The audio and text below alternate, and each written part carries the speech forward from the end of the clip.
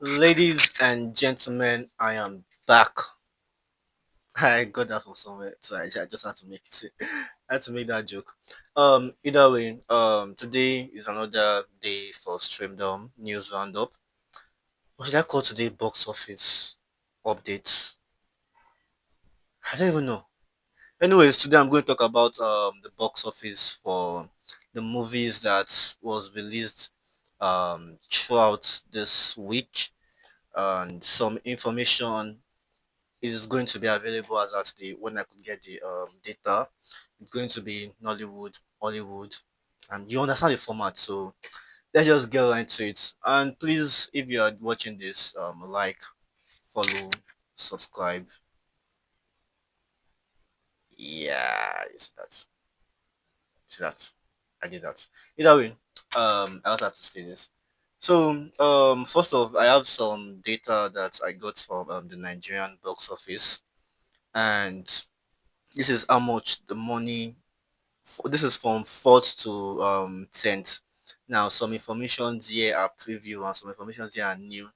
But all you need to know is that this is from the 4th to the 10th, and I got this information from Nigerian box office. You can go follow them if you do want to. The first movie that made the most money during this time frame was Jurassic World Rebirth. Then we have F1, which made 41 point 9 and in total 98.5 million naira. Then we have our excellency 34.2 million naira. Then Superman made 21.7 million naira in previews, followed by Ballerina, which made 20.3 million naira and in total 237.6 million naira. And Iyalode has made 292.8 million naira um so far. That's in the fifth week. And as you can see, some of you might look at these numbers, especially this particular number, and say that this number is bigger than this. No, this is the number that it made this week during this duration of 4 to 10, and this is the number it has made in total. And it's interesting to see that we have I accept. In fact, it's just that Superman is in the top five list because this is just domestic preview and it was limited cinema. Like in Lagos, it was just Film House and Silverbed Cinema where you can watch you can watch the preview on cinema. And I was lucky to watch it on Thursday. As I was just googling, I still said the story while I was going in the morning, and I was lucky enough to realize that I could watch it as soon as I go back from work. And this is interesting to see this, and the same thing goes with Jurassic World Rebirth.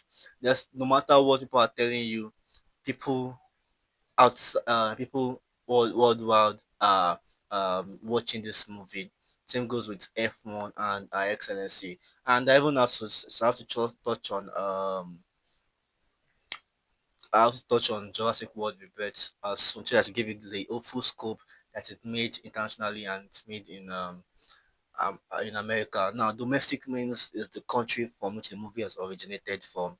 So, like for instance, in this case, we can see that Excellencia has made 34.2 million naira domestic in Nigeria. I think it's only releasing nationwide. That's been Nigeria, and same thing goes with Iyalode.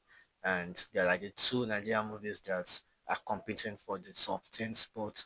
Sorry, top 6 spots in the Nigerian box office. So let's move on to the worldwide box office numbers, and this is where things get interesting. I think we have Superman as sorry we have yeah we have Lilo as Stitch as the number one. This is from global. This is from global. I've forgotten the name of the brand. This person, yeah, Box Office Go. This is from Box Office Go, operated by Gitesh Padia. So, this so far, Lilo and Stitch has earned $414 million domestically, and it has earned 579.7 million internationally and 994.3 million globally. So let's say by Monday, Tuesday. Lilo and Stitch would be a first $1 billion movie for this entire year. Then live action movie. Then Mission Impossible, which is still struggling to make it's struggling to break even. I think the budget for Mission Impossible is around 400 million, and now it's still struggling to make its marketing budget. So before this movie is going to break even, it's going to take a lot of time, and hopefully, um, what we are saying is that they should just take a break with this franchise, and when people are now feeling that this franchise, people are feeling it in when the movie has been released digital, then you can answer that, okay, well, let's see what we can do from here. Then we have How to Train Your Dragon, which has earned $560.8 million globally. Then Jurassic World Rebirth 529. And despite what people were telling you that, oh, Jurassic World Rebirth is not making the money, I think right now it has already made both its marketing budget and its production budget. So right now it's just at the break even point, and the rest is just for it to return profits. And the same thing goes with F1. F1 is even doing better than Sinners. That's like F1 is the number one original movie for this year, second being Sinners. Then we have Superman, which has made $217 million worldwide, and that's almost the projected production budget. The production budget that we've seen is 225, and before the end of the week, we'll have hit its production budget. I also got a report saying that Superman has a marketing budget of 100 million, which I got today from Variety. To be honest, we've seen the marketing of Superman. It's like the biggest marketing for the entire year for any movie at all, and it's started since December. For anybody to come to me and tell me that Superman has a marketing budget of $100 million, I look at this as the person's line. I I don't even care if the number is official. I would believe that the person is lying, because there's more marketing compared to another movie, and we know Barbie has a marketing budget of like $150 million, and it's not even as much as the one that they did with for Superman. Every brand, every TV, every influencer that collaborates with as many a lot of them, and telling me that it's just $100 million that they spent on that. No, that's something I can believe. But either way, that's just information that we found out, and that I'm going to report. Then 28 years later, I think it's struggling to break even so far. It has made a more than 38.3. Then LU, which is not really doing well financially. But the interesting thing about this Lilo and Stitch and LU being Disney movies is that Disney has this habit of keeping movies in cinema longer than you expect. While some movie might stay in cinema for like 4 weeks or 3 weeks, Disney would keep it there a little bit longer. And at the end of the day, those movies are going to make their money back. So I think that's one thing that Disney loves to do. Especially when their movies are family friendly, they can just keep it there for a bit longer. So I think I also have one more thing to say when it comes to box office. It's something I've touched on. Is about this Superman box office. So some facts that we got from this Superman box office is that it's opened with $123 million domestic. There's some information that are saying that it's opened $122 million. They are saying that Warner Brothers um, says that it's 122, not 123, and some are saying it's 123, not 122. Either way, I don't really care. Um, it's doing well. At least it's making back its production and budget. And the box office record that this movie has said is that it's the highest for a Superman first franchise. A lot of people want to say adjusted for inflation, adjusted for inflation. We are doing adjusted for inflation. None of them can beat the Christopher Reeves movie. So because that's like, even though the first week for that one is not great compared to the overall, I believe we are doing adjusted for inflation. None of them can beat the Christopher Reeves. So there's a lot of reason why a lot of people don't calculate adjusted for inflation. or they just calculate the first number the team print as at that time that it was released. Then ahead of Man of Steel, which is 116.6 million in the first 3 days, reported first 3 days. Then behind a Minecraft movie, which is 162, behind Batman vs Superman, behind Guardians of the Galaxy. Now remember, I said that this is a Superman first franchise, but in the Superman movie where Batman is also featured, like Batman vs Superman, it is behind it. So that is a win for the Snyder Bros, who are like this James Gunn Superman may not succeed or not. But either way, this is like the biggest Superman movie when it comes to opening day. So the main test of this movie is going to be the second week. If the first week a lot of people has gone to push the hype and everybody is going to see because it's trending, what's going to happen in the second week? And remember, there are a lot of spoiler reviews, there are a lot of spoilers on social media, and people going to be interested to go and see the movie. Also, we've seen a lot of the way the press is going towards the end of the movie, because I said something on my social media that the only thing that is going to make this movie not successful is bad press, is the way they talk. So a lot of things can happen from the where they start to where it finish.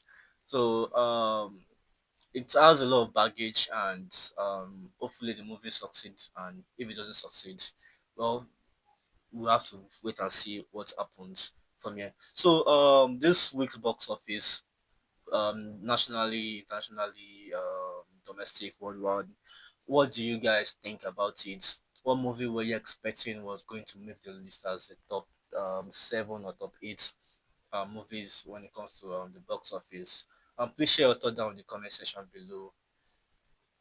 Moving on, um, Frank Grillo, the actor who played Rick Flag in the DCU, he said something. You remember in Creature Commandos, his hair was white. Then in the Superman, his hair was black. Then in Peacemaker, his hair is going to be black. Now, he was asked a question about the white hair and how his hair was like that. So basically, what he said was that at the time when he was filming both Superman and Peacemaker, he was filming the series called Tusa King. So it was in the series Tusa King, and it was like it's a back-to-back project where, when you are filming back-to-back projects and the movie, luckily, if the movie luckily demands that you keep the same, if the movies demand that you keep the um similar physical appearance, then it's not going to be it's not going to be much of a deal. So a lot of work is going to be done in post production, and I think that was the issue during the Justice League, Justice League, not the Justice League movie. That time this was released. Henry Cavill was filming Mission Impossible when he was filming Superman. So he had a beard, and they did a bad CGI to remove the beard when in post production, and that was like the complaint that was brought up over time. Him was like, at that time he was doing the filming for both Superman and Peacemaker, that is he was doing Tulsa King, and it was like in other future upcoming projects that you are going to see his hair revert back to white. But what I want for him is that what they can do is that they can just create a reason why his hair turned black, and it was like maybe he just realized that things are about to get serious, and he just turn it black. So if he does that, then to make more sense. And the criticism about this character was that if the character looks more like James Gunn and not like Rick Flag. So what do you guys think? Share your thought down in the comment section below. Let me know your thoughts. Moving on, there was this news that after Superman, that James Gunn is exploring the ideas for both a Jimmy Olsen TV series, or Jimmy Olsen project, or Mr. Terrific project. And while I would want the Terrifics to be the next stage for Mr. Terrific, I want him to also appear in other projects. And the actor that played Jimmy Olsen in this Superman was like he wants his own character to appear in other future DCU projects. And the quote that he said was that I would love to see more of Jimmy in the field. I would love to see him really in the thick of things. I would love to see him employ his powers. Clearly, there is a magnetism to him with women more than anything in the world. Jimmy really cares about his job. It matters to him a lot, and he has a lot of journalistic integrity. Now, a lot of people was like, if they had to make a Jimmy Olsen series or a Jimmy show, what are they going to do? Interestingly, in case you don't know, in a Jimmy Olsen comics was when Darkseid was first introduced. So that's how important this character is, and they can explore a lot of things. They can explore a wild just you can explore an adventure story with Jimmy Olsen where he travels through multiverse and goes through a lot of mutation and a lot of things about things. But I would love that if they are doing Jimmy Olsen TV series, they can just do they can focus more on the Daily Planet series where Jimmy Olsen is obviously going to be the center, but there's going to be Louis Lane, there's going to be Perry White, there's going to be Clark, Cat Grant and all those characters. So what I want for them is to explore the characters that were in the Superman movie. I did not feel that I had more of them, even though I wanted more. The press tour gave me like there's going to be like a full development from these characters that I'm going to want to see, but I did not get that while I was watching the movie, even though I enjoyed the movie. So is this something you're excited for? Do you want to see a Jimmy Olsen series or a Jimmy Olsen movie? Or do you even want to see Jamie Olsen in another project? What project like do you want him to appear in? Share your thought down in the comment section below and let me know your thoughts. Moving on, both Universal and Nintendo, they've come together to own the copyrights for Donkey Kong movie. Now this is stated in the US. Now we don't know what this project is going to be all about. We don't know the details about this Donkey Kong movie.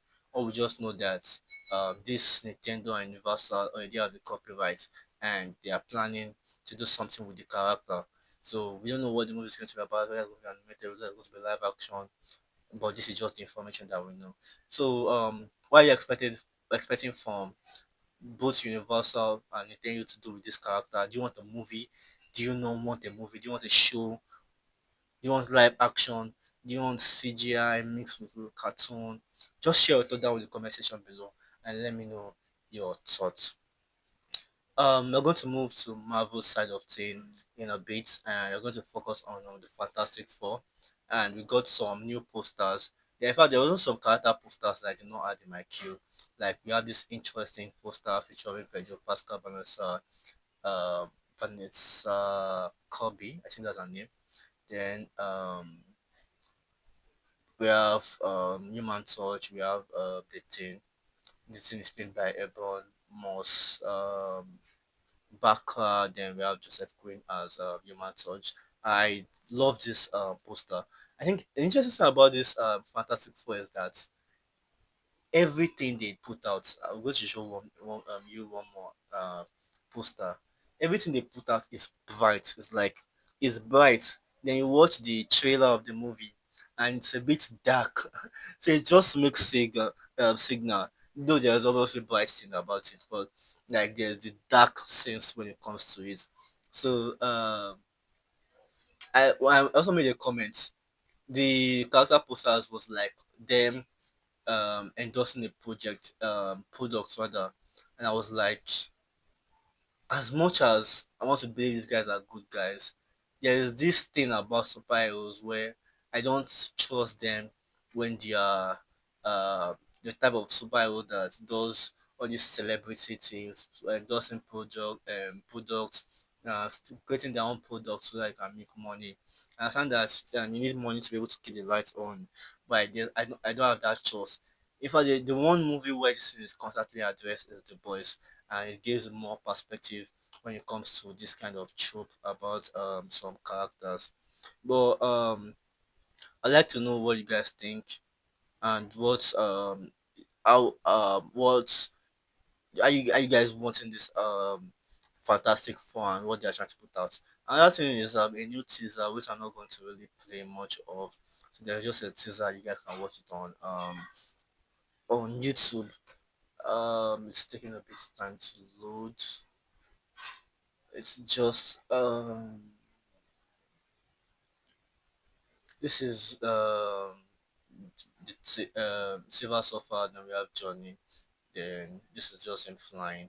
I'm not going to touch more about it. So please let me know your thought down in the comment section below. Are you guys going to watch Fantastic Four? What are you guys going to what are you guys expecting from this movie? So this season actually focused on Johnny Storm. So please share your thought down in the comment section below and let me know your thoughts. Now coming back to Nigeria, Kule Afolayan is opening a cinema. The cinema is going to the the cinema is going to be part of particular facility that is 60 acres, and this cinema is 115 seats. Is one It has 150 seats. I think it's going to also have like more like more showings, and the cinema is also self-named, called the Kulia Afolayan cinema. So it did like a tour on the cinema. You can see that this is some pictures. I got this news from Pulse Nigeria, so you can check out the full article. This is a good development. In fact, I believe that there's one cinema at my location. So I have like 3 cinemas where I can always go to if I want to watch movies. And I want more cinemas to show. It shows that Nigeria are really getting into this cinema culture. I was even surprised when I was watching Superman and I could see that there were a lot of people in the cinema. Though the cinema wasn't sold out at the time. Remember, it was a preview. When I went to that same cinema today, I didn't watch the movie, but I saw that there were people that was interested in the Superman movie. So basically, what I'm saying is that more people are more interested in the cinema culture, and I don't really care who is creating the cinema. Even if it's a government cinema, I don't really care. I want more cinemas to be made in Nigeria. So this is something that I personally am excited for. And if you also want a cinema in your location, please comment down in the comment section below and let these entrepreneurs know that I think cinema is a growing business and a lot of people are wanting cinema. They want to watch the movie. But what I want is that it shouldn't be oversaturated, because if it's already too much, people will just realize that there's too much option. It's what happened to Netflix and what happened to a lot of businesses. When it's becoming too much, people just get tired of it. So what do you guys think? Share your thought down in the comment section below and let me know your thoughts. And moving on, Legendary is planning to acquire Lionsgate. Now, this thing is not really much of a big deal, given the fact that it's two corporate bodies trying to do what corporate bodies do best. The only thing now is that what's just going to happen to other smaller studios who are trying to compete. If if big studios are always acquiring each other, what's going to happen to smaller studio? What's going to happen to filmmakers? It makes the business kind of tough for other filmmakers that are trying to come into the business. So I don't really mind anything about this, but I do believe that they have to be regulated when it comes to acquiring. So please let me know your thoughts down in the comment section below. Share your thoughts. I would love to know that. Then I'm going to end this up with this of updates from Disney channel. Vampirina Teenage Vampire is scheduled to premiere in August on Disney Channel. It is based on the Vampirina Ballerina book and inspired by the Vampirina series. So this is not something I'm more familiar with, but I just want to point that out that this is a show that you can watch in the Disney Channel if you are into that kind of show, Vampirina Teenage Vampire. This is something you're excited for. Please share your thought down in the comment section below and let me know your thoughts. Interestingly, this today's episode, because it's more structured, which is more things I'm going to do like this, I was able to have like more fun when it comes to selecting the type of topics I was working on, and I think it's more interesting that I should do like this, trying to sort out instead of just mapping and picking out random topics. So please let me know your thoughts down in the comment section for all these topics that we discussed. I would say that what news was more shocking, what news was more exciting, what news are you expecting to see in coming weeks. And this week I'm also going to do like a comic book movie